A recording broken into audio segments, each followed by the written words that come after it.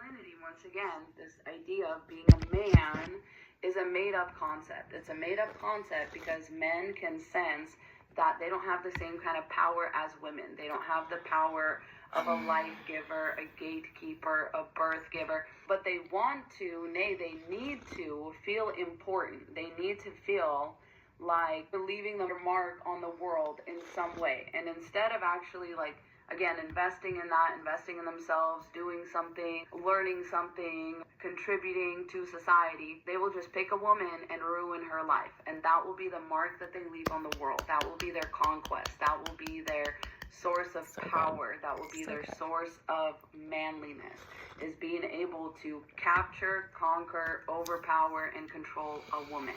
It's the same reason why men love the, like, rich nerd gets a hot wife kind of trope, because it's this idea that when a man doesn't have, like, looks or personality or anything like that to offer a woman, he can instead force her into trading resources, basically in exchange for her power. But men love this idea when a guy who is otherwise not worthy of female attention has so much money that it forces female attention. Men will make fun of women and be like, oh, gold digger, oh, like, she's basically a hooker, she's sleeping with, you know, a rich man because he gives her money. A lot of y'all would do the exact same thing if you could. That's why you project that onto women. And then they'll call women gold diggers. And men will roll over belly up in front of a rich man for free, for nothing, just for his attention. But they love the idea that women will flock to ugly, nerdy, unattractive looking men who have large sums of money because they just get off on women being controlled in that way. And for a lot of these nerds and the guys cheering them on, it was never about being able to have money so you could genuinely, like, court a woman, have a woman actually become attracted to you. It's about, you have money now so you can control her. You have money now so she has to say yes to you. Now it becomes more about this implication, and men love to see this and fantasize about themselves being in those shoes one day. This is also why they will do things like take women off the face of the earth for not returning their attention. It was never about attraction, it was about control. You know, this is one of those if I can't have you, nobody else can kind of things.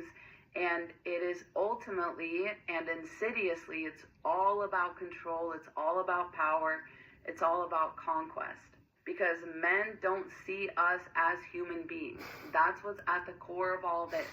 The reason that they feel so comfortable being so predatory and not only talking about it, not only like idolizing men who treat women like crap just because they have a lot of money and they have trapped a woman in that kind of situation. Not only do men feel comfortable about speaking out about how predatory they are, but they also feel comfortable just acting out on those impulses and being like, I guess that's it. That's what I'm going to do with my life. Like, that man had to have known he was going to prison. He had to have known that this is going to fuck up his life, and still controlling and conquering and having the last word basically in this situation with a woman who rejected him, that was more important to him than anything else, than like the rest of his life.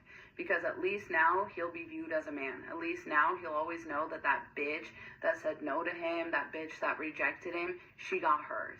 She got what she deserved, because that's what she deserves for saying no to him. Because for men, it's all about this delusional concept of power, and they really think that once they do things like this, that's when they'll feel like a man, that's when they'll really belong to the patriarchy. And they